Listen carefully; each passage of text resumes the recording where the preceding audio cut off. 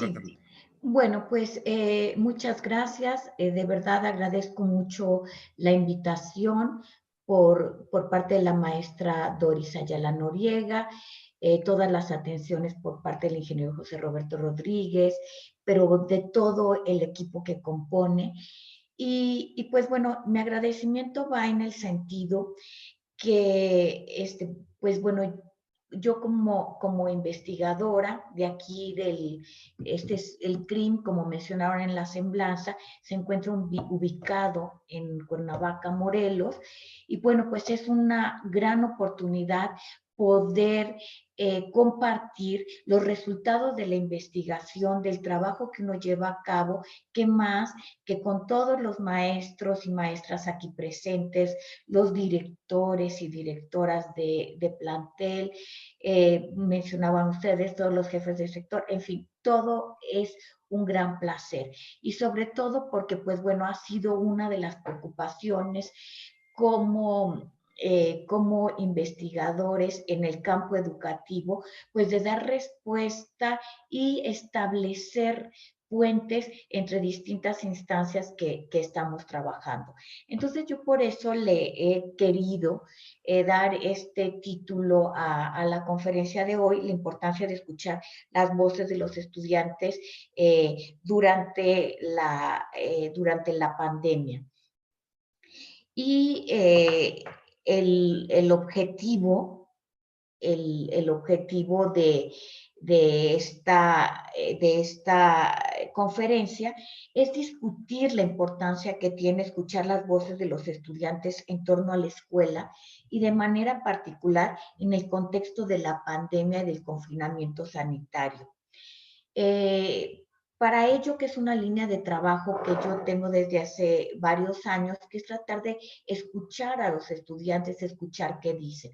Entonces, en este contexto particular, resulta de primordial importancia conocer qué es lo que están pensando los alumnos y cómo lo están viviendo y qué se puede hacer. Para ello, quisiera recuperar algunas ideas del psicopedagogo Francesco Tonucci, quien ha sido una de las voces más activas durante la pandemia, que me parece que algunas de sus ideas se pueden rescatar. Quiero proponer alguna manera de rescatarlas y quiero proponer también algunos puntos para focalizar la escucha y orientar las acciones. Bueno, pues ya entrando en materia, la siguiente, por favor.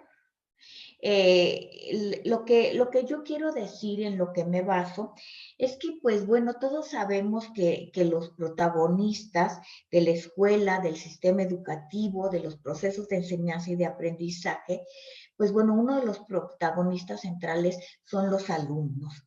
Y pues bueno, de hecho todos lo conocemos, se habla de modelos centrados en el estudiante. Sin embargo, se conoce poco de ellos en términos de sus intereses, gustos, preocupaciones. O sea, tenemos algunas ideas a partir de nuestro trabajo diario y del día a día. Sin embargo, no contamos con un conocimiento sistematizado acerca de qué les interesa, qué les preocupa, cuáles son sus gustos, ¿no?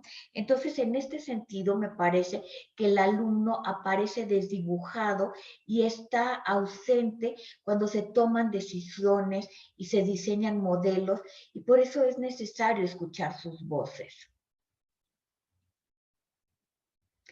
En el contexto actual de la pandemia y particularmente del confinamiento sanitario, hay cuestiones que como docentes necesitamos conocer, sobre todo porque pues se ha mudado a una nueva metodología, como lo mencionaba la maestra Doris Ayala, de la educación a distancia. Pero yo creo que necesitamos saber cómo de manera sistemática en qué condiciones familiares, económicas, con qué recursos y dispositivos cuentan para el estudio. Por otra parte, si bien esta es una dimensión muy importante porque es una dimensión técnica, que es la que nos permite la conectividad y el establecimiento de una comunicación con los alumnos, hay otra dimensión que es muy importante, que es la dimensión emocional, subjetiva, vivencial. Es importante conocer cómo han vivido el confinamiento, cuáles son sus preocupaciones y aprendizajes. Pero por otra parte también, pues bueno, ya llevamos 8 meses, 7, 8 meses de confinamiento y pues bueno, los alumnos no son los mismos. Entonces es importante conocer qué cambios se han generado en relación con la escuela, con los estudios, con ellos mismos. Y bueno, yo lo que quiero proponer ante ustedes son 5 razones para escuchar las voces de los estudiantes, tanto de manera general como en lo particular en estas condiciones. En primer lugar, y la razón número 1, es porque tienen un papel central en las instituciones educativas y a ellos se dirige la formación. No conocer sus intereses, preocupaciones, tiene implicaciones en el diseño de políticas y programas, ya que parten de supuestos falsos o de alumnos ideales. O sea, se establecen formas, metodologías de enseñanza, de aprendizaje, pero a partir de alumnos ideales que muchas veces no corresponden con los alumnos que nosotros tenemos en el día a día y en las aulas. En este sentido y en el contexto actual, los programas de regreso a la nueva normalidad o de establecernos, no necesariamente presencial, todos los protocolos estarán condenados al fracaso si no se toman en cuenta los puntos de vista, las preocupaciones, los sentires y las condiciones reales de los estudiantes. La razón número 2 por lo que es importante conocer las voces, es porque, eh, es porque conocer a los estudiantes significa abrir el conocimiento de la escuela a la dimensión de los actores, no solo como institución o como estructura. Me explico, o sea, se trata de entrar como al conocimiento de los alumnos, pero como sujetos vivos, con preocupaciones, con intereses, con condiciones. Y no pensar solamente como en la escuela como un ente abstracto o el sistema educativo como una estructura abstracta, sino necesitamos una visión integral de la institución escolar, porque partamos de una premisa, no hay institución sin alumnos. Y por otra parte, es necesario como reconceptualizar ciertos fenómenos que se construyen desde la lógica institucional.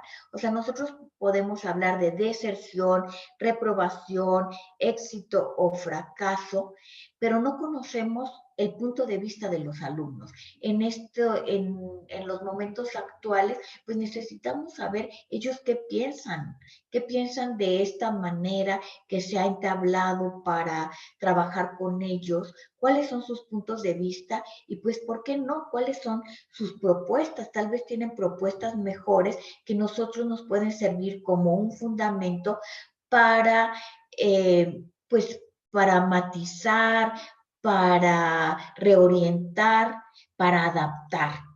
La tercera razón es que es necesario contar con una visión integral del estudiante que contemple aspectos psicológicos, de aprendizaje, socioeconómicos, políticos y culturales. Es decir, muchas veces sin quererlo, sin proponérnoslos así, tenemos una idea del alumno como solamente como un sujeto de aprendizaje, pero dejamos de lado otras dimensiones que son también muy importantes. O sea, no se puede reducir al alumno a un solo aspecto sin considerar a los otros. Es decir, los alumnos representan un conjunto de dimensiones integrales que actúan y se encuentran concatenadas.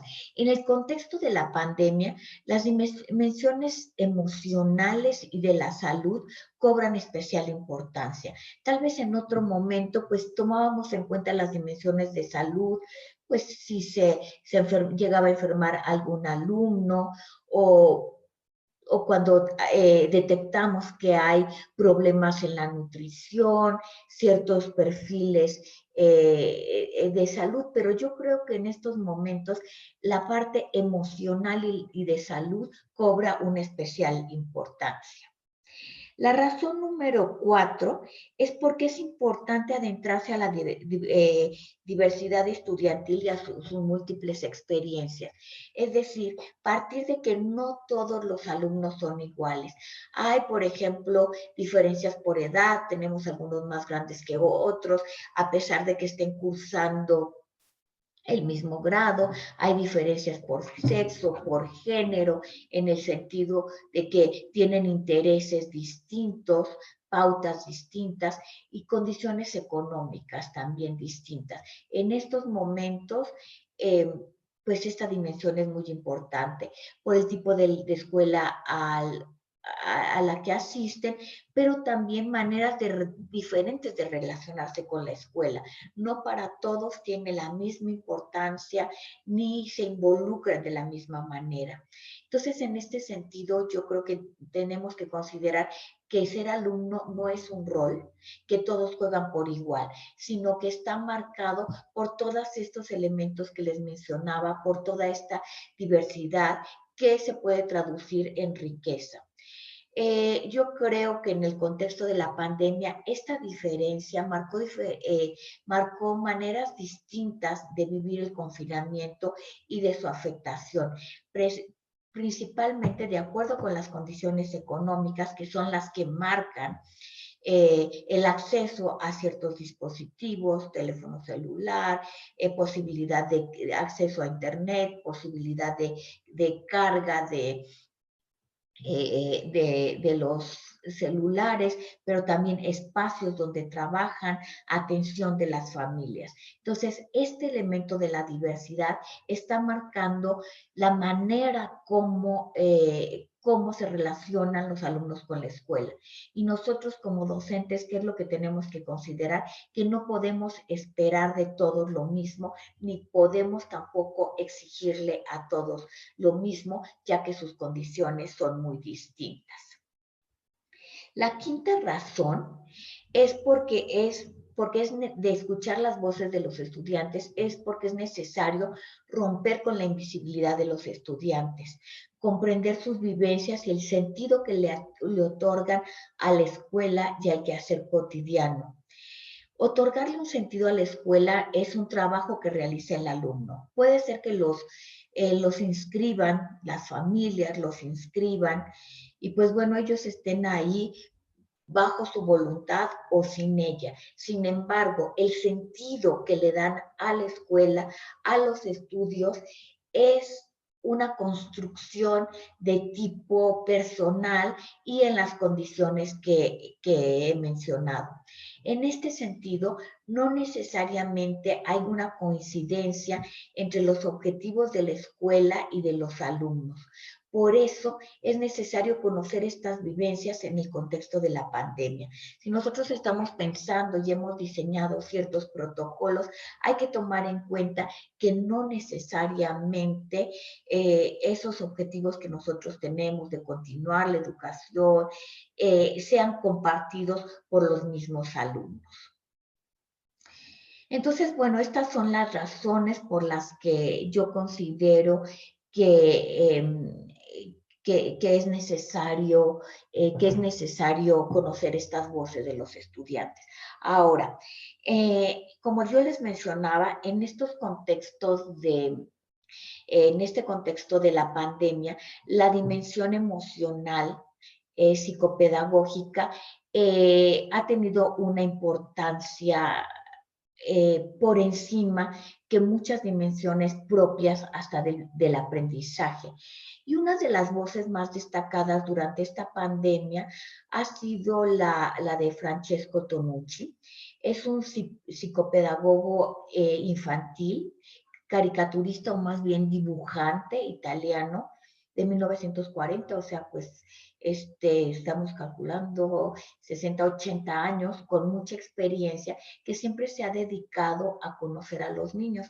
Y de hecho, algunos le llaman el niñólogo, ¿no? Pero en estos momentos, pues más allá de que nosotros con quienes tratamos son con adolescentes en las secundarias, sin embargo, ha dado como algunas ideas que me parece que son muy provocativas, pero que nos hacen repensar la escuela, repensar al alumno. Él en especial ha sido muy crítico frente a la escuela y la manera como se está enfrentando la pandemia. Y quiero hablar de él en este momento porque él sostiene, una de sus principales tesis es que no se ha consultado a los alumnos para establecer las políticas. Él dice, a partir de la pandemia se han consultado a los psicólogos, a los pedagogos, muchas veces a los padres de familia, a los maestros, pero la voz que ha estado más callada, la voz que ha estado ausente, es la de los alumnos y la de él dice de los niños, yo me voy a referir a los alumnos. Entonces quiero hacer como dos advertencias, ¿no? En primer lugar, esta que les acababa de decir, que si bien él se refiere a los niños y a la primaria en especial, me gustaría que hiciéramos como un intento por tratar como de retomar el sentido general de sus propuestas y no tanto circunscribirlas a que si son para la primaria o son para la secundaria. Por otra parte, quiero advertir que él es italiano, sin embargo, habla un español excelente. Y pues bueno, nos podemos preguntar, lo primero que nos surge cuando siempre nos presenta que a los españoles, a los italianos, bueno, pero nosotros tenemos un contexto distinto. Efectivamente, nosotros tenemos un contexto que no es el italiano, pero a mí, después de presentar como este pensamiento, me gustaría tratar de hacer unos puentes con nuestra propia realidad. Entonces, bueno, dicho sea esto, pues pasamos a la materia y Francesco Tonucci, como las críticas frente al papel de la escuela en la pandemia, es esto que les mencionaba, que no se ha preguntado la opinión de los alumnos. Y dice, pues tal vez ellos tengan mejores propuestas que las que se nos han ocurrido a nosotros. Él es muy crítico y dice, pues la pandemia ha puesto al descubierto lo que no funcionaba. Y dice, si el virus cambió todo, la escuela no puede seguir igual. Y sus principales críticas es que se quiere seguir como antes, es decir, cambiar solamente el medio. Si antes teníamos una educación presencial, ahora la queremos trasladar a la distancia, pero sin trastocar los propios objetivos que nos planteamos, los propios contenidos, y solamente hacer un traslado de la escuela a la casa. En ese sentido, él dice, lo único que se modificó fue el medio, pero sin considerar que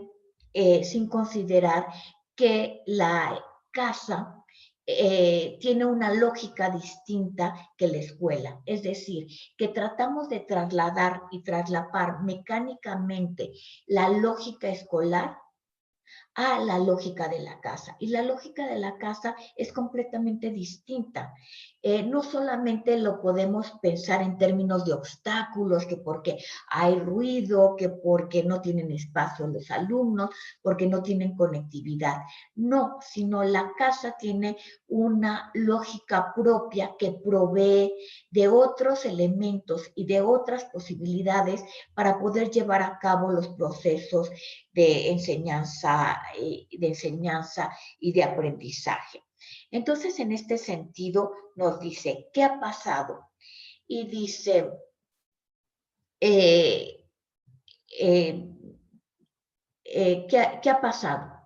Y dice, pues los niños están hartos de los deberes y de las tareas.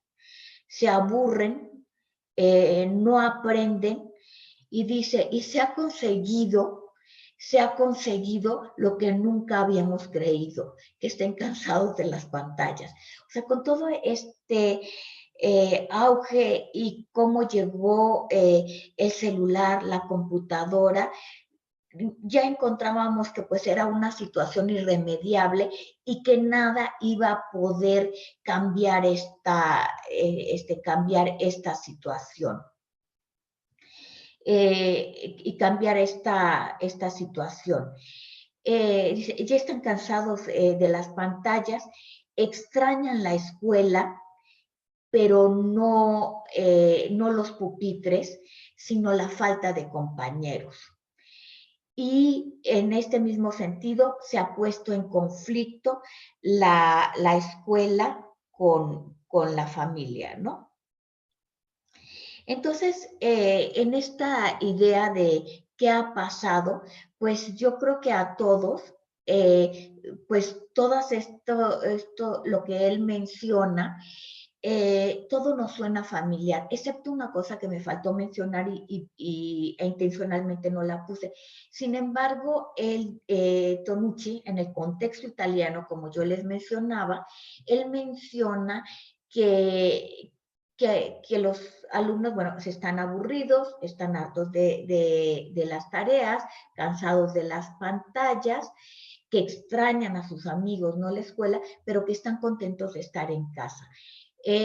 Si podemos ver estas coincidencias, tenemos coincidencias con México, y de hecho él menciona que de un estudio que se hizo, Argentina, España, hay más o menos coincidencias.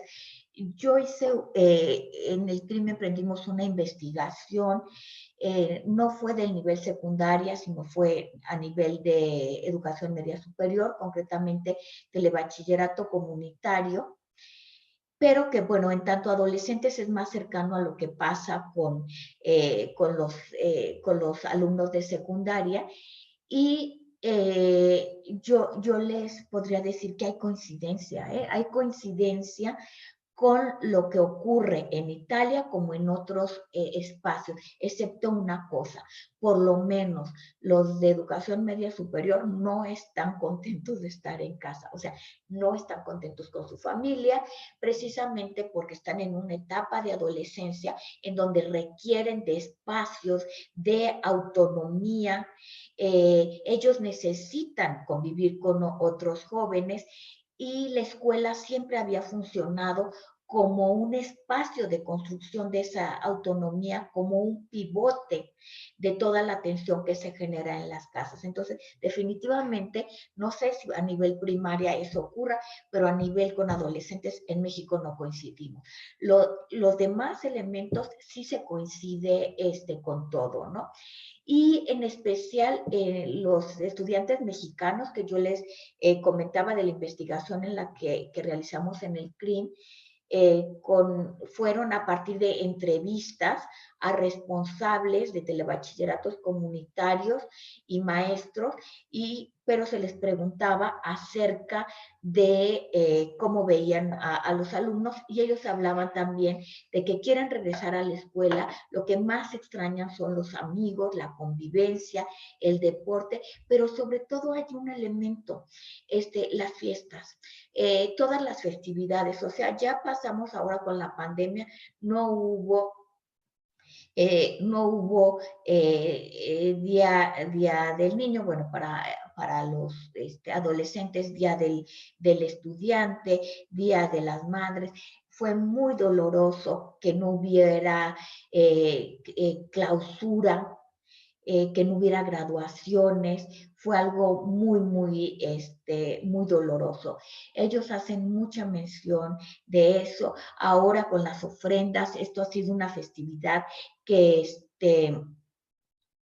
Ha sido una festividad que ha tomado mucha fuerza y extrañan concretamente las ofrendas, extrañan ahora las festividades del grito. Entonces, bueno, podemos, como yo les decía, tratemos de no hacer como comparaciones forzadas, sino de alguna manera tratar de pensar como qué ha pasado con nuestros propios alumnos, cada quien que piense de acuerdo a su propio contexto, a su propio contexto, qué es lo que ha pasado y cómo lo ha vivido. Y estoy segura que va a haber diferencias de matices, pero que eso no exime de que pueda haber ciertas constantes que nos permitan entender el papel de la escuela a nivel general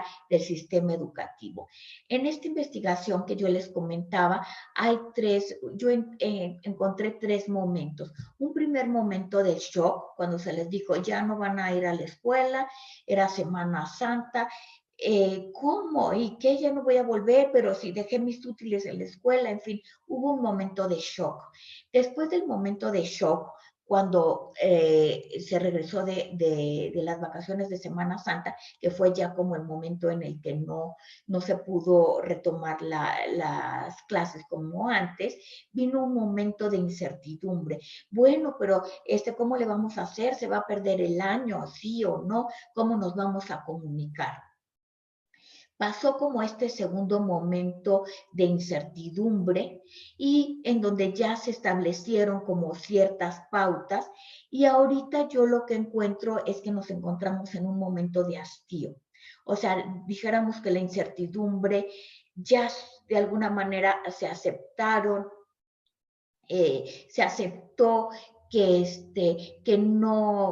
que no hay regreso, que no hay fechas, ya no se les quitó como esa ansiedad de estar preguntando por las fechas de cuándo es el regreso, ya saben, ya se establecieron las pautas de cómo se llevan a cabo los procesos de enseñanza y aprendizaje. Pero bueno, yo creo que vuelvo a repetir, cada quien de acuerdo a su propio contexto puede tener particularidades, pero yo creo que una particularidad de México es la precariedad económica, la falta de acceso al equipo, que la precariedad de las viviendas, de las familias, y esto ha llevado como a la exacerbación de las desigualdades, tanto entre contexto urbano-rural, origen socioeconómico, escuelas públicas y privadas, pero también entre los mismos estudiantes dentro dentro de nuestro propio grupo. Ahora, yo creo que también aquí, de acuerdo a los testimonios que han dado los propios profesores, ellos mencionan que en estos momentos le han dado prioridad a lo emocional. Le han dado prioridad a lo emocional frente al aprendizaje y se han convertido como en un soporte, tratar de ser un soporte con sus alumnos. Ellos mencionan que pues a nivel de cómo se va dando el seguimiento de los alumnos, casi se pueden repetir las mismas pautas, que los que eran, por llamarles de alguna manera, buenos alumnos, cumplidos en etapa presencial, de esa misma manera se ha hecho a la distancia. Y a nivel ellos mencionan también los propios, tanto responsables de plantel como los propios maestros, que han tenido que han tenido que ser flexibles, que han tenido que ser flexibles, que han tenido que pues no poderles ser como imponer ciertas fechas de entrega, ciertos momentos, sino han tratado. Como les decía, esto es a nivel general. A nivel general de lo que yo les estoy hablando, a nivel de lo que yo encontré en telebachillerato comunitario y se los comparto como un referente. Cada quien tiene sus propias condiciones y ha podido observar estas situaciones. Yo creo que ahora hemos vivido en carne propia.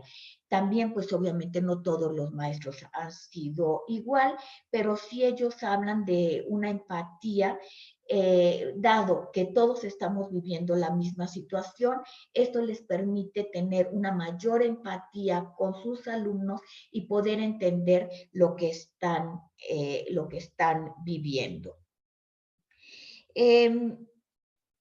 Me gustaría, antes de pasar a las propuestas, ¿qué propone, volviendo a Francesco Tonucci? Vuelvo a repetir, en el contexto italiano, dice que se consulte a los alumnos y que en estas formas con dos preguntas. En estos momentos también han pasado muchos meses, era abril, se hablaba como de un regreso presencial más inmediato y les decía plantearles dos preguntas. ¿Qué hacemos y cómo lo hacemos? Escucharlos y confiar en ellos. Personalizar sus necesidades. Dice, el aprendizaje tiene que ser cercano y divertido. No dejar tareas, no evaluarlos a partir de los contenidos esperados, sino de lo que han aprendido.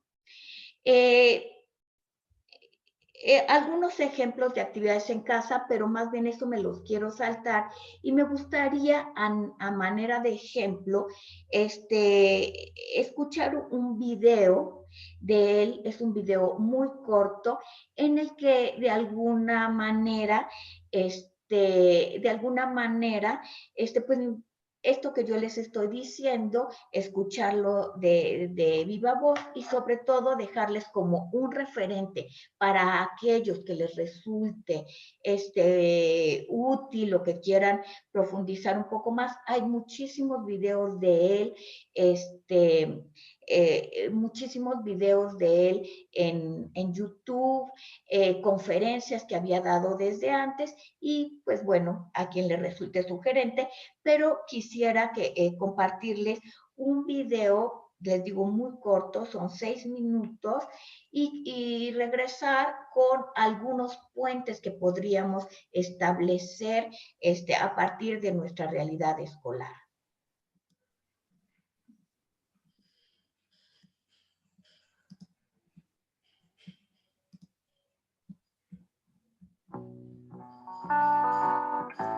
Sería una pena grave no aprovechar de esta crisis. La estamos sufriendo. Yo espero que el sufrimiento tenga un sentido para no volver después a hacer todo lo que se hacía antes.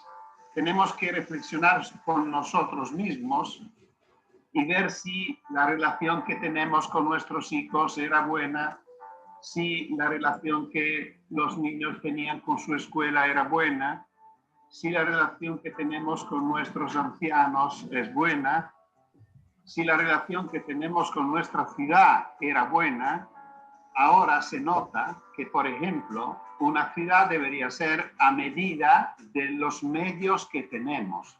Realmente se debería pensar la ciudad no como una estructura gigante donde los que proyectan ponen la zona de los negocios, la zona de la cultura, la zona de los pobres y la zona de los ricos. Cuando empezó esta tragedia, lo primero que hicimos nosotros del proyecto La Ciudad de los Niños es llamar a nuestros alcaldes y pedir que convocaran los consejos de niños. ¿Por qué? Todos los medios se preocupaban de consultar psicólogos para que que dan consejos a los padres y los pedagogos para dar consejos a los maestros. Y nadie pensó de consultar a los niños, de cómo lo veían ellos, qué estaba pasando, cómo estaban viviendo. Que los niños son hartos de tareas. Cuando me dicen, a los niños falta mucho la escuela, es verdad, pero solo porque la escuela es el contenedor de sus amigos, no por las clases y no por las tareas. Sufren mucho la ausencia de sus amigos.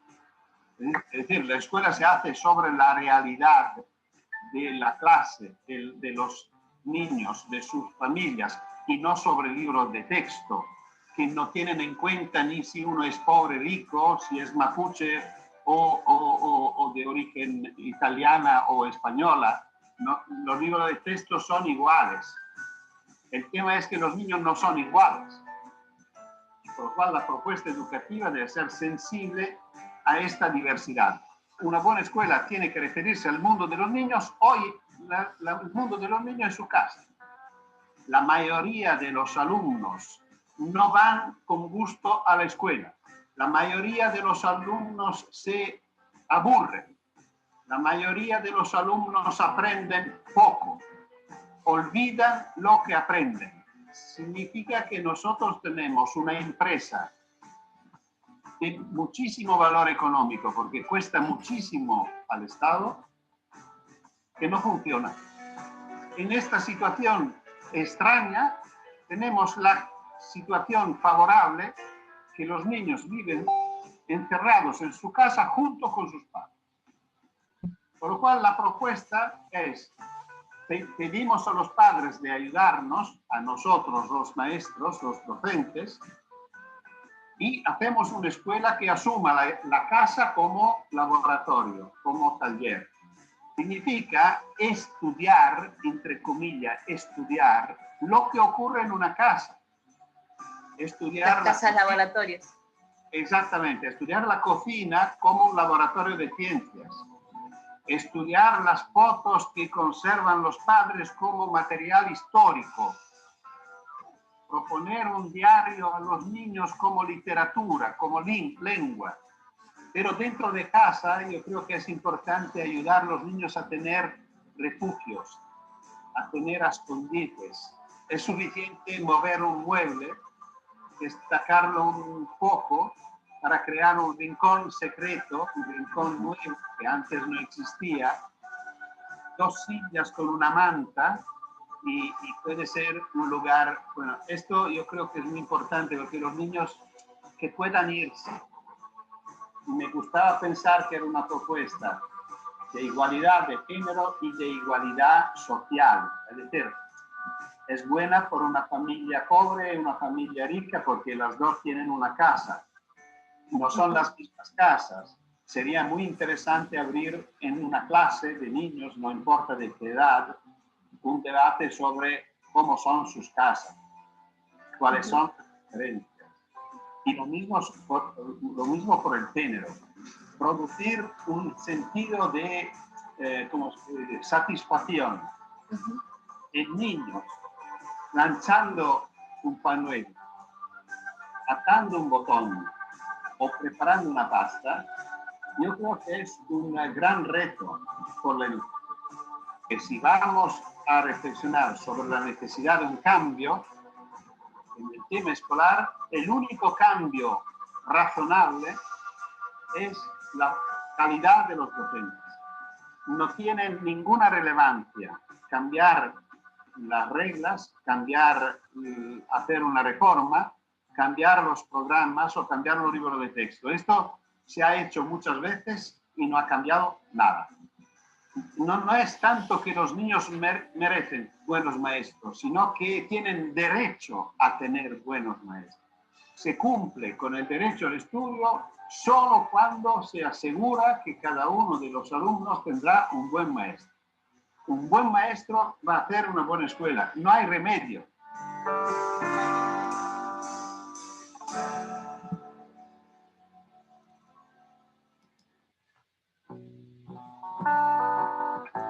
Sería una pena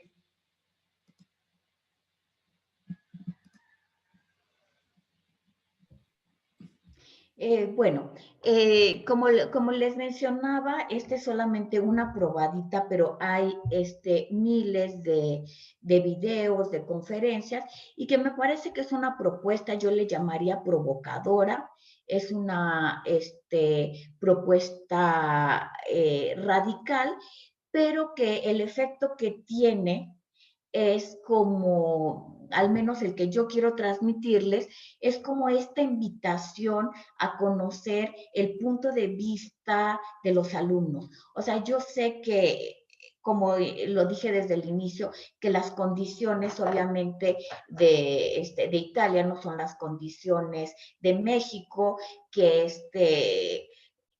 las familias no tienen el tiempo para estar atendiendo y demás, pero, eh, pero de alguna manera yo creo que abre, no, ay, perdón, en los retos, porque esto ya lo mencionó la diapositiva, sí.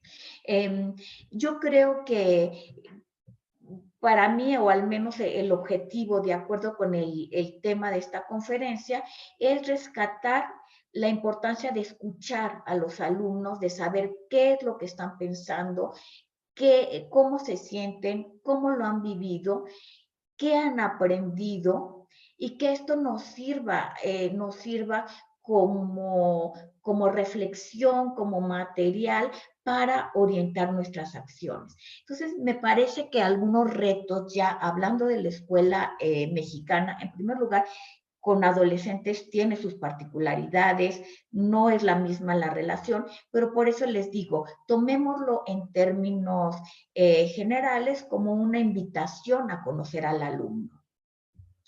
Entonces yo creo que cuáles son nuestros retos para la escuela mexicana es reconocer a los nuevos alumnos. Nuestros alumnos ya no son los mismos, o sea, no son nosotros mismos no somos los mismos. O sea, desde que de marzo para acá han sucedido muchas cosas, nos han planteado nuevos retos que yo creo que ellos no son los mismos, cada quien ha construido su propia experiencia. En este sentido, yo creo que hay que partir de que han tenido nuevas experiencias que los han transformado. En este sentido, que han resignificado la escuela, los estudios y el tiempo libre. ¿A qué me refiero con esto? Pues antes yo digo, bueno, a ver si volvemos a escuchar ese de no quiero ir a la escuela, ¿no? Cuando en la mañana, a la hora de, no quiero ir a la escuela, ahora desean ir a la escuela, por las razones que sean, pero al menos hay una resignificación de la escuela. Yo creo que también hay una resignificación de los estudios. Al menos lo que nosotros encontramos, a nivel de bachillerato es que para algunos alumnos han podido construir una mayor autonomía. O sea, ya no están esperando a que les den instrucciones, les expliquen o les digan las cosas. Un grupo ha logrado una mayor autonomía. Otros definitivamente no. Dicen, yo la verdad necesito que me expliquen. Eso metacognitivo es un aprendizaje, por lo menos conocerse a sí mismo, cuáles son sus formas de aprendizaje, cuáles son sus limitaciones, qué es lo que les gusta. Me parece que también se ha resignificado el tiempo libre. Si antes se ansiaban por el tiempo libre, pues ahora lo que hay de tiempo libre es de sobra. Eh, entonces también hay que ver cómo es que ellos han resignificado, qué es para ellos el tiempo libre. Y otra cosa que es uno de los cambios es que han resignificado el uso del celular. Muchos alumnos decían, como en son de broma a sus maestros, uy maestro, tanto que usted me decía, guarde celular, todo fuera celular, ahora nos dicen lo contrario, prendan el celular, saquen el celular, en fin, o sea, hay una resignificación del uso del propio celular, tanto para los propios maestros como para los propios alumnos, y en ese sentido también de establecer diferentes usos. Creo que no le habíamos dado esa importancia del uso del celular como un dispositivo de aprendizaje, sino habíamos construido un significado como de un distractor. Y entonces ese significado de distractor a dispositivo de aprendizaje, pues es un cambio.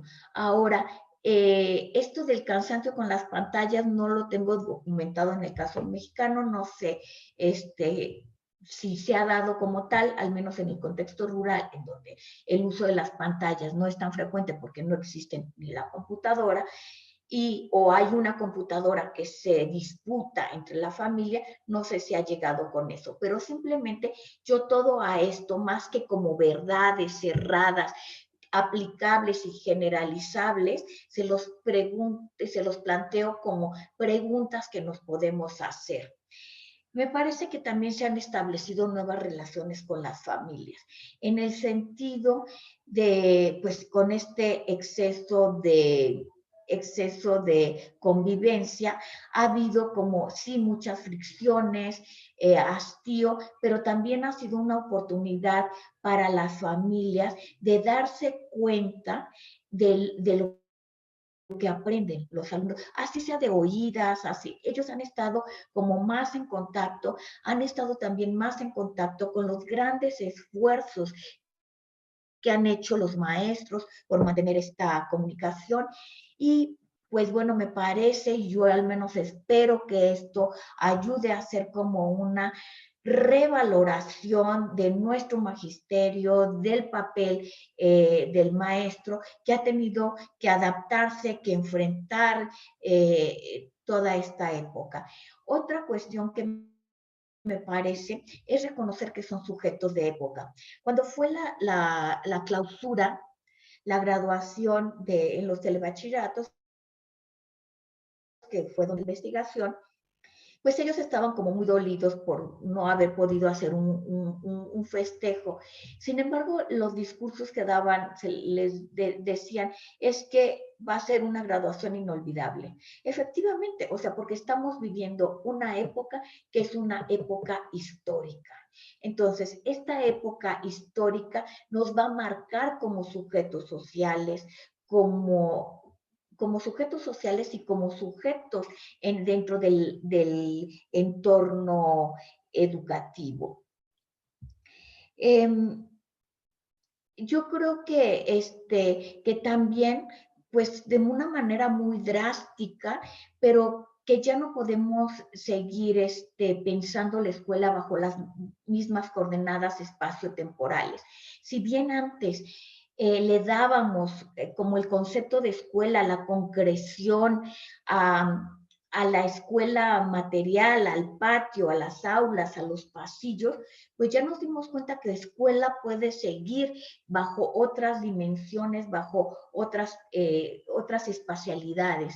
Y también en ese sentido, pues algo que creíamos que era como, pues bueno, se fija el calendario escolar al inicio del curso, pues nunca nos imaginamos que eso iba a tener tales cambios. Entonces yo creo que esto nos ayuda también como a repensar la escuela bajo nuevas coordenadas espaciotemporales, al menos estar conscientes que no hay certezas, que lo escolar, que la educación puede seguirse bajo otras dimensiones y bajo otras coordenadas, que lo que funcionaba antes no necesariamente funciona hoy. Y en ese mismo sentido que la esencia de la escuela no está en el plantel, en las aulas, en el patio escolar, y pues bueno, mucho menos en el uniforme, en la mochila, o sea, como que se trastocó la diferencia en el tiempo escolar, en el horario, como les mencionaba, ¿no? Y bueno, la que sigue, por favor. Y finalmente, pues que la identidad no la da el uniforme, ni tampoco el escudo. O sea, ellos siguen siendo, siguen siendo alumnos, siguen siendo estudiantes, aún estando en su casa, aún tal vez sin los libros o con los libros, pero que la identidad más bien ya tiene que ver con sus propias, con su propio quehacer, con sus propias acciones y prácticas. Entonces esto de alguna manera nos lleva a volver a la esencia de la escuela como un campo de relaciones, de construcción y difusión de conocimiento, independientemente de la manera en que se dé. También nos ha llevado como a pensar que es necesario, pero no suficiente formarse en las TICs. O sea, vimos la necesidad y ahora sí que a golpes tuvimos que aprender a manejarnos en plataformas y ellos también. Entonces, es algo necesario, pero que también necesitamos, necesitamos de otra formación. En este sentido, pues sobre todo es aprender de la experiencia y yo quisiera cerrar con lo que inicié y escuchar a los estudiantes. Muchas gracias.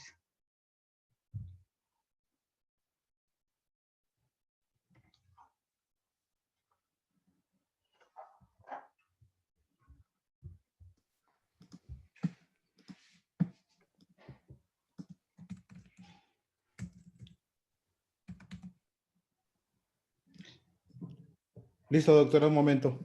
Sí. No he podido leer los chats, nada más veía así como... No se preocupe, ya los vamos a platicar en un momento.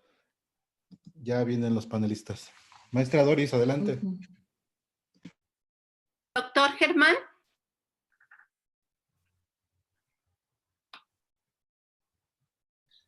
Sí, maestra Doris, iniciamos en este momento la sesión de preguntas. Por favor, en el chat o en la sección donde dicen preguntas y respuestas, quisiera iniciáramos con la sesión de las preguntas, quienes lo consideren hacerlo de esa manera.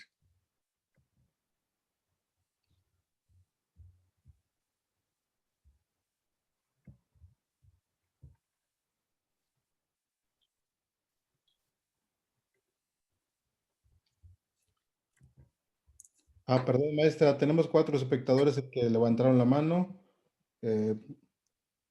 ¿Lo hacemos en el orden que lo levantaron? Por favor.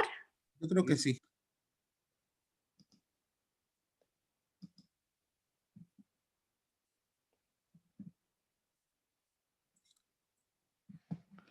Es la maestra Lilia Molina.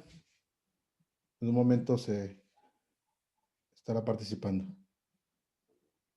Mientras adelanto, alcancé a ver varios chats que dicen de compartir el video.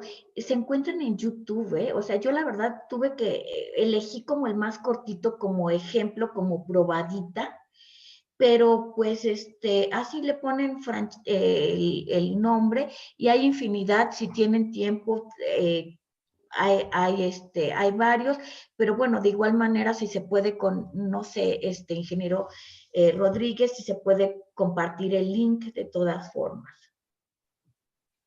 Claro que sí, doctora. Vamos a compartir la conferencia y vamos a compartir el video por separado.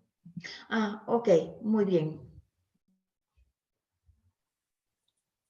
Estamos en espera de los participantes que levantaron la mano para que pudiéramos iniciar la sesión de preguntas, Roberto.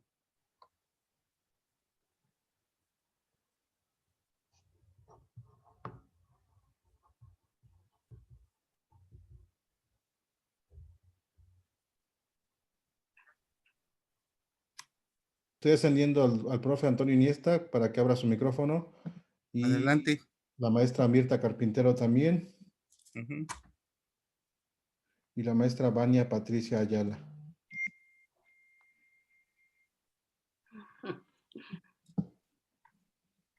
Iniciamos entonces con la maestra Mirta.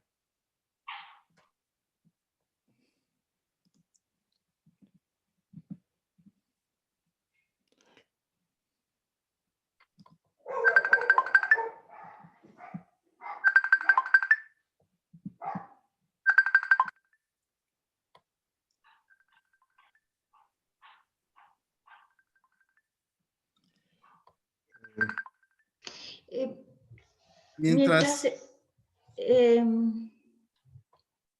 Doctora, si gusta, le puedo plantear las preguntas que tenemos sí, en... mejor, algunas, sí. Doctor Germán, adelante.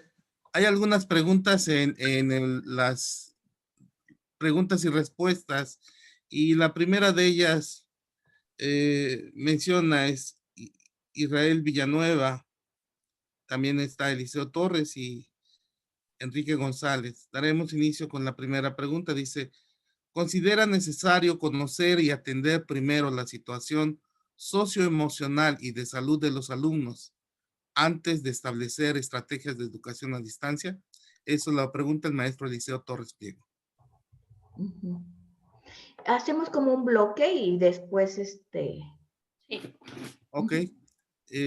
La segunda pregunta de Israel Villanueva es, ¿cómo conciliar este ideal propuesto por Tonucci y la estructura que por ahora soporta el sistema educativo? Nos dice Israel Villanueva. Y la tercera pregunta de Enrique González es, ¿cuáles son los roles que de asumir el docente en este, o que debe asumir el docente en este tiempo de educación a distancia? Bueno, quisiera incluir aquí también un comentario que agradezco del chat, en donde me decían que en las escuelas, en el medio rural, en el medio rural y no necesariamente rural, los padres salen a trabajar, obviamente no están en casa y demás, que sí ha sido una condición como muy, muy frecuente, pero yo les diría, no solo eso, o sea, los mismos alumnos salen a trabajar, o sea, ante esta pandemia que va acompañada como una de precarización de la economía, en el sentido que se cerraron negocios, se cerraron fuentes de trabajo, las familias perdieron muchas veces el empleo. Entonces, los propios alumnos han tenido que trabajar a nivel de educación media superior, muchísimos, así sea de albañiles, albañiles en el comercio, en los mercados, haciendo mandados. Lo único que me dio un poco de alivio, que me gustó mucho, que algunas chicas de bachillerato están trabajando cuidando niños, chicos, precisamente porque salen los padres. Entonces, bueno, ese de alguna manera tiene que ver más con un trabajo, pues es un proceso como educativo, pero efectivamente yo creo que son de las grandes particularidades que tenemos, bueno, en México, y no solamente en México, a nivel de América Latina, que es el contexto de precariedad económica y que, pues bueno, o sea, si hay, faltan ingresos en las familias, pues bueno, los hijos se convierten en posibles, tienen que cooperar, pero efectivamente no estamos en el panorama ideal de los padres de familia que están al pendiente de las tareas y pues pues desgraciadamente tampoco en el sentido de estar promoviendo otro tipo de actividades. En relación a lo que me decían, ¿qué es más importante ahorita? Si es lo emocional, el aprendizaje, yo creo que son dilemas que cada quien tiene que responder, o sea, que cada quien como que se enfrentan de manera particular. A mí en las entrevistas lo que me decían los maestros es que yo como, o sea, si ellos están pasando por situaciones muy duras que muchas veces tienen que ver hasta contagios en las familias, estrés económico por la situación, pero violencia al interior de las casas, o sea, en esas condiciones, ¿cómo te pones a querer que aprendan las ecuaciones? O sea, es muy difícil realmente. Entonces, yo creo que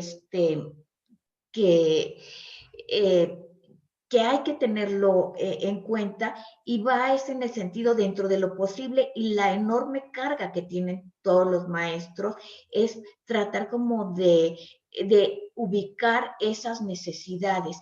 Y una demanda de los maestros era la necesidad de contar con recursos emocionales, o sea, como decían, es que además de lo más urgente que es aprender las cuestiones relacionadas con las nuevas tecnologías, yo necesito que me orienten cómo orientar a mis alumnos, qué hacer con algunos que están en franca rebeldía, que están en crisis o que tienen situaciones de abuso al interior de la familia. Entonces, bueno, esto tal vez pueda ayudarnos como a nivel de sistema, que es una demanda. O sea, si bien no podemos formar y hacer de cada maestro un psicólogo, sí por lo menos contar, que ellos cuenten con ciertos recursos para que puedan enfrentar situaciones, así sea para canalizar, o sea, como que responda un poco qué hacer. Si no necesariamente ellos van a resolver sí qué hacer en ese caso, a quién se canaliza, cómo se enfrenta.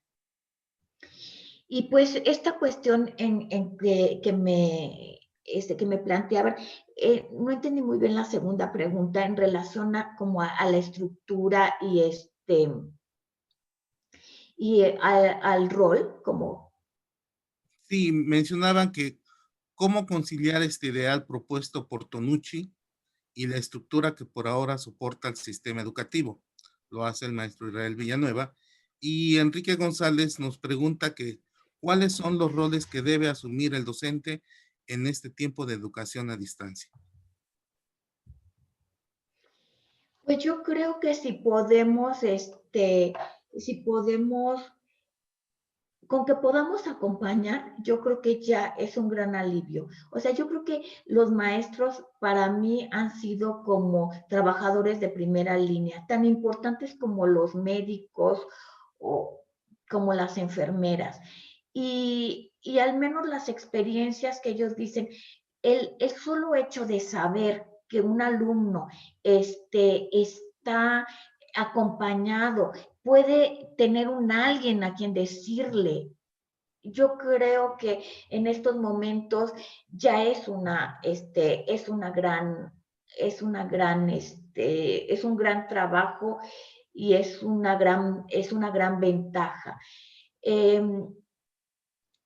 Y pues bueno, o sea, finalmente nos volvemos como al mismo dilema, ¿no? Para mí, más que poder conciliar como la propuesta concreta de Tonucci, de si hacer el laboratorio en la cocina o el rincón, yo más bien me quedo con el mensaje de tratar de que los espacios de la casa puedan ser espacios de aprendizaje y de que no es posible trasladar la lógica de la escuela a la lógica de la casa, porque son dos espacios completamente, sustancialmente distintos.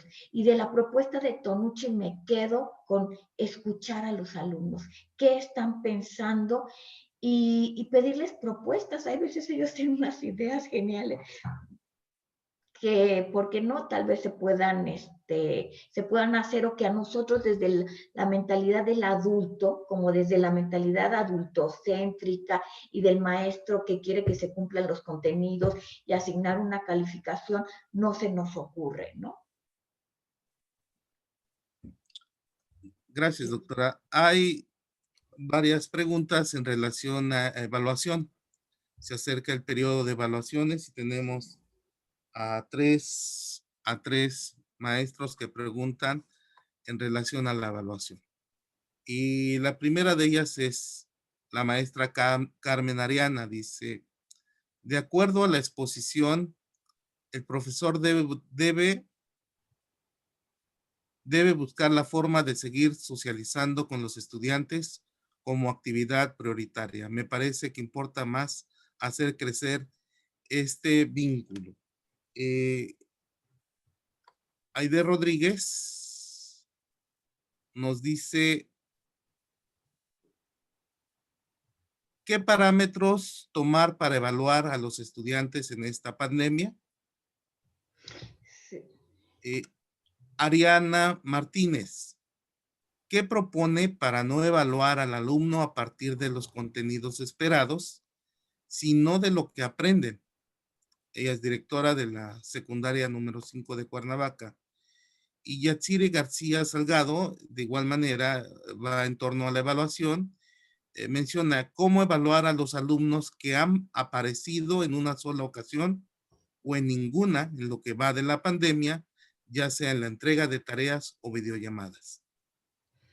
Sí, yo creo que es una de las grandes preocupaciones, pero yo creo que si lo pensamos un poco más, tiene que ver con dos lógicas. O sea, hay una lógica institucional que nos dice que no se puede perder el año, que esto tiene que continuar y que pues que hay que asignar una nota. O sea, ahí está una lógica institucional.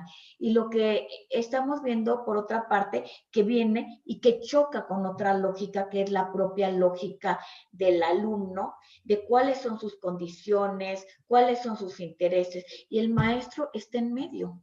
O sea, ahora sí que no entre la espada y la pared, yo digo que entre dos espadas, ¿no? O sea, yo sí entiendo como esa preocupación, o sea, o se hace caso a la lógica institucional o uno responde a las necesidades del alumno. O sea, Tonucci nos los resuelve de una manera como muy general, dice, evaluar a partir de lo que han aprendido y no de lo que no han aprendido. Ahora, ¿cómo cada uno, de acuerdo a nuestro propio contexto, a nuestros propios alumnos, hace esa decantación de esa afirmación y de esa propuesta que es general y es muy provocativa, ¿no? Porque pues decimos, sí, efectivamente. O sea, tal vez no han aprendido lo que estaba, lo que se esperaba, pero han aprendido otras cosas. Entonces yo creo que,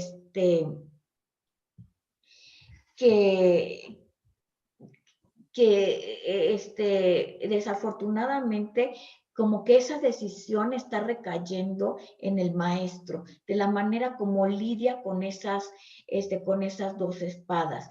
Lo que nosotros quisiéramos y esperaríamos es que desde la lógica institucional se planteara como una mayor flexibilidad, ¿no? Es un poco como lo que sucede con el SAT. O sea que el SAT, bueno, pues uno entiende la necesidad de la recaudación de los impuestos, pero también por otro lado está la lógica del contribuyente que perdió el trabajo, y en medio que no hubo oficinas abiertas, que no hay citas, y de todas maneras se sigue exigiendo bajo los mismos parámetros como si no hubiera habido pandemia, ¿no?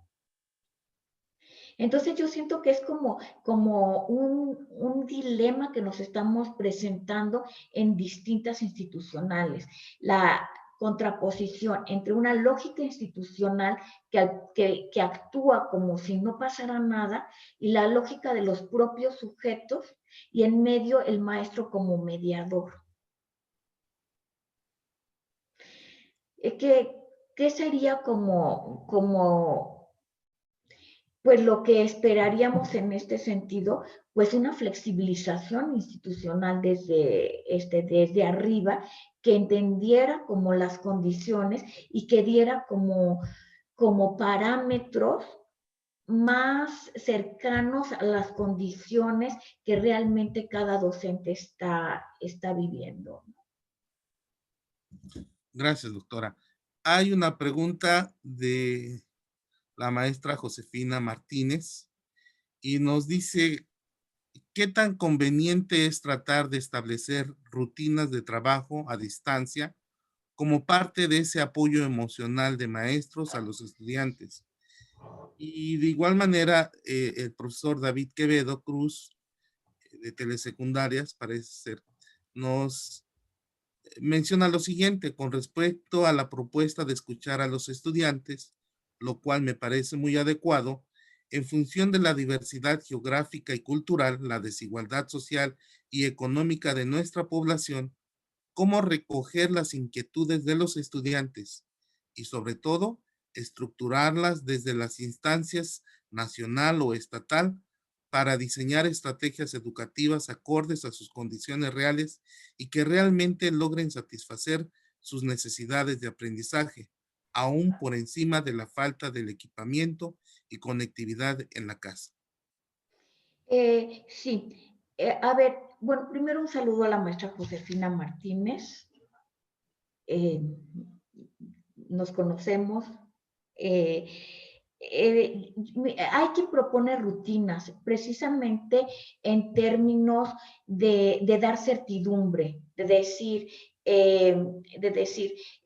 bueno, a ver, vamos a trabajar de esta manera. De alguna manera sí ayuda a estructurar ayuda a estructurar a algunos alumnos. Sin embargo, por ejemplo, aquí empezamos con los problemas de a quienes se salen a trabajar, a quienes los ponen a cuidar a los hermanos, que ha sido otra de las constantes que se han convertido. Los padres salen a trabajar y, en este caso, adolescentes se hacen cargo de los pequeños. Entonces, en términos generales, yo hasta donde me he documentado, recomiendan el establecimiento como de pautas de ciertas rutinas. Sin embargo, aquí es donde hay que particularizar a determinadas necesidades, porque no todos pueden responder a un horario, ¿no? O sea, si están a cargo de los alumnos, si los ponen a hacer la comida, si los mandan, dicen ellos, es que maestra, yo tengo que hacer la tarea y me mandan a comprar algo, ¿no? ¿Por qué? Pues porque dentro de todo son menos vulnerables que los adultos en términos de salud. Entonces sí, o sea, podría establecerse ciertas rutinas, pero considerando este factor diversidad, que no todos pueden responder a determinadas rutinas o pautas. En relación a esta parte de la escucha, yo de lo que les puedo hablar son de experiencias de maestros, de la manera como se han acercado para conocer a sus alumnos. Hubo una que me pareció genial, que a la hora de la inscripción aprovecharon para hacer el cuestionario.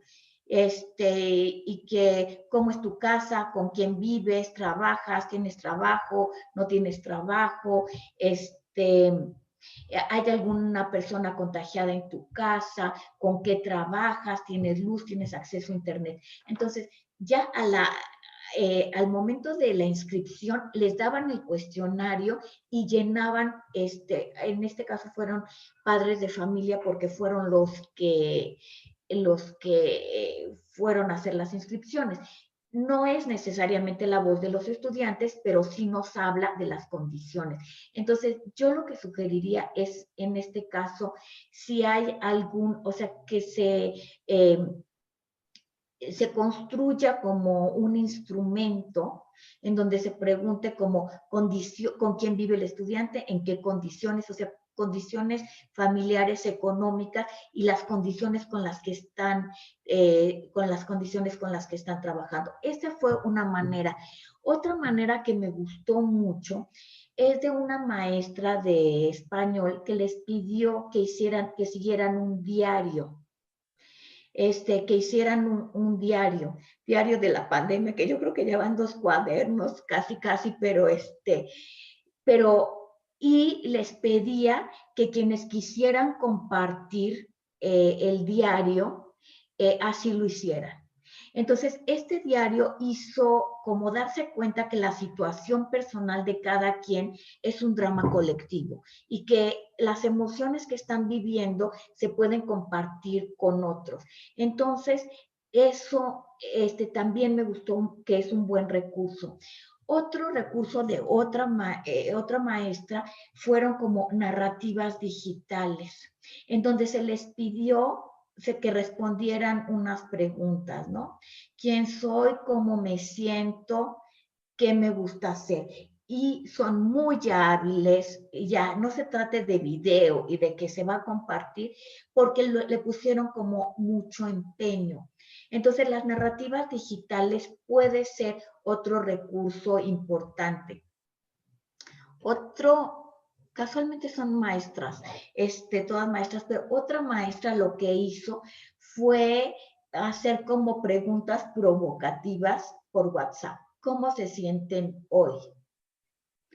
Y ahí hubo como bombardeo de WhatsApp y la maestra empezó a coleccionar esos WhatsApp.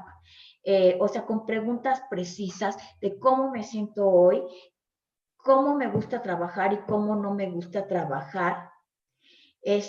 ¿Quién era antes de la pandemia y quién soy hoy? Por ejemplo, para poder conocer estos cambios.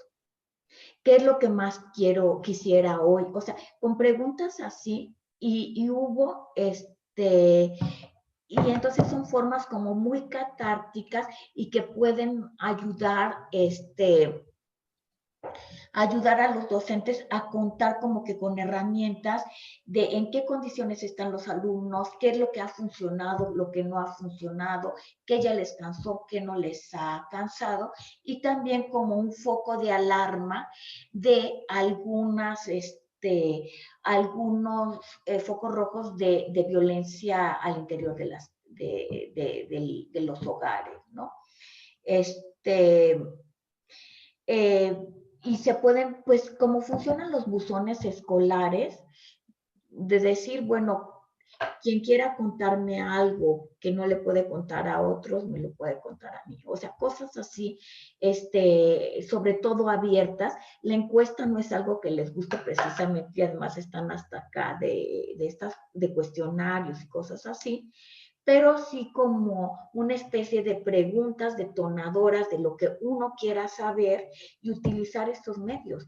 El WhatsApp, quienes tienen posibilidad de hacer como su propia narración. Y en este caso hubo un día de presentación de estas narrativas digitales.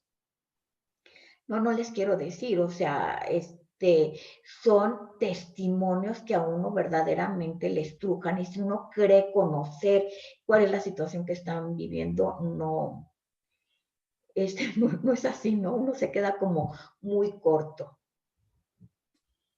Gracias. Sí.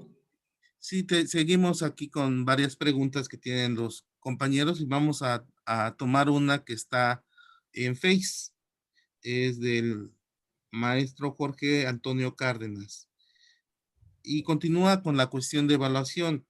Si se evaluara de lo aprendido y no se reportan los alumnos y no se dejan tareas, ¿cómo establecer los parámetros de evaluación? Hay en bloque, pues bueno, hay algunas otras preguntas. Dice, ¿con qué mirada oficial y qué recursos son permisibles para flexibilizar los medios de aprendizaje? Eso lo hace el profesor Francisco Escalante. Y dice María Cárdenas, ¿hasta dónde puede el docente tomar la decisión de empezar por la sanación de la comunidad en el sentido emocional y de convivencia? Sí, voy a empezar por lo último. El Mejoredu, este órgano de mejoramiento, ¿cómo se llama? Mejoramiento continuo de la educación, que es lo que sustituyó al INEE, elaboró una serie de recomendaciones, para el regreso a las aulas. De alguna manera todos estábamos como creyendo que esto regresábamos ya para agosto, y entonces estos protocolos están los hizo el mejor Edu. Ahora, lo que hay que hacer con estas sugerencias, que son bastante buenas, dice preguntarnos cuántos somos, primero como que quiénes llegaron y quiénes no llegaron, y quiénes no llegaron porque no llegaron, ¿no? Preguntarnos como esto que les hablaba de que en qué condiciones han trabajado y demás. Entonces, una sugerencia como muy concreta que yo les haría, no sé si ahí alguien podría compartir el link en el chat, son las sugerencias del Mejor Edu para el regreso. Son muy concretas, sí estábamos con la idea de que la preocupación de todo el mundo era que si los protocolos de higiene y cosas así, que ahora pues ya, creo que ya no nos estamos preocupando por eso, sino más bien en cómo seguir, ¿no? Entonces, si alguien lo pudiera buscar, estas sugerencias y poner en el chat, yo creo que son como mucho más concretas, más específicas y además son por niveles, lo cual es muy bueno. Yo creo que la evaluación es el punto más, como más, ¿qué podríamos decir? Como más delicado, y al menos la experiencia con los maestros que yo entrevisté, cada quien cada quien lo resolvió como consideró. Quien dijo, bueno, no estamos en condiciones de evaluar, 10 para todos, ¿no? Y así lo hicieron. Y efectivamente, si uno analiza los promedios del año, del ciclo escolar anterior, subió el promedio de calificaciones, porque dijeron, yo no tengo parámetros, no voy a castigar a los que no pudieron por condiciones, parejo a todos 10. Después hubo otros que dijeron, 10 a los que se mantuvieron, 8 a los que algunas veces no, y más bien se quedaron como para la regularización los que no se habían conectado. Entonces, yo creo que estas son estas estrategias que, que nos han puesto entre lo que yo les decía, la lógica institucional y las condiciones de los alumnos, y yo lo que diría, ¿qué sería lo más recomendable? Que cada maestro tratara de aprovechar como su margen de acción y aplicar los criterios de evaluación que considere de acuerdo al contexto de sus propios alumnos, de la manera como se pudo dar el proceso, de las particularidades de sus alumnos. Porque eso yo creo que va a ser en este sentido como lo más cercano a tratar de hacer un parámetro con los contenidos esperados o más bien con lo que no aprendieron, ¿no? Gracias. Cerraremos ya nuestras preguntas, pero hay una serie de preguntas de un supervisor Sí. que nos dice lo siguiente. Doctora Carlota Guzmán, primero mi felicitación por su conferencia. Es el doctor Javier Morales y dice, pregunto, usted habló de mejorar la educación teniendo maestros mejores, porque es un derecho de los alumnos tener maestros de calidad. Entonces, ¿qué deben hacer las autoridades para contratar docentes o profesionistas que tengan vocación para enseñar, que les guste ser maestros, que sientan compromiso y entrega por sus educadores? Además, añade lo siguiente en otra pregunta. ¿Acaso es suficiente presentar un examen para ingresar al servicio docente? ¿Acaso es suficiente presentar un examen para promocionarse? Y la didáctica y la pedagogía y la psicología, ¿dónde quedan entonces los aspectos que mencioné hace un momento y otros aspectos que considero importantes? Yo creo que nos enfrentamos al mismo problema de una lógica institucional que marca parámetros de evaluación y las condiciones de los propios profesores. Efectivamente, las evaluaciones están hechas a partir de ciertos parámetros de lo que se considera el manejo de ciertos contenidos, de ciertas habilidades, pero que no necesariamente corresponde con ciertas, con lo que se requiere, con lo que se requiere a nivel del aula, y que ahora, pues yo creo que lo estamos viendo, para cerrar con este tema de la pandemia, que efectivamente podemos manejarnos todos los contenidos que se esperaban de acuerdo a un perfil docente, pero en este momento no nos sirven. O sea, porque en este momento, ¿qué es lo que más estamos necesitando? Bueno, en primer lugar, además de las TICs que nos han puesto en verdaderos shocks para algunos, no para todos.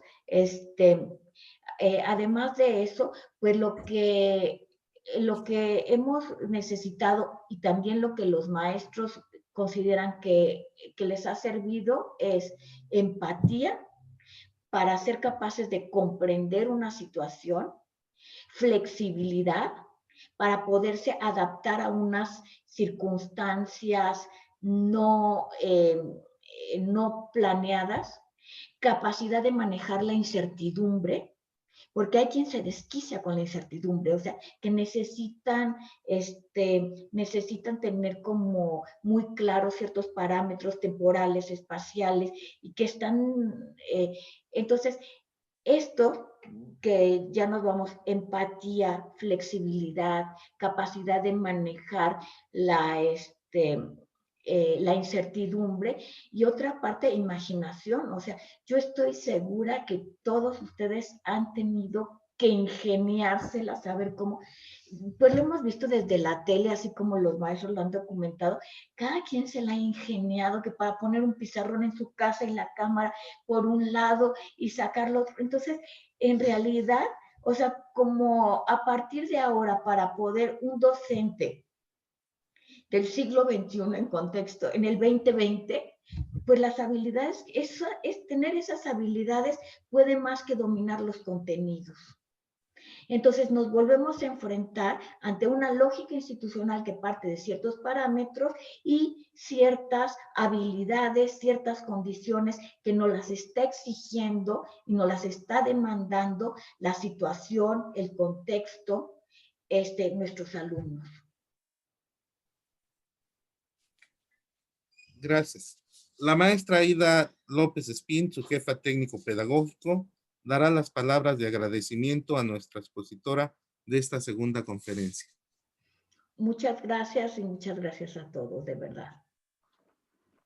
Doctora Carlota Guzmán, a nombre de las autoridades educativas del IEBEM, de la maestra Doris Ayala Noriega, encargada del Departamento de Educación Secundaria Técnica, y de toda la estructura directiva de telesecundarias y generales del estado de Morelos,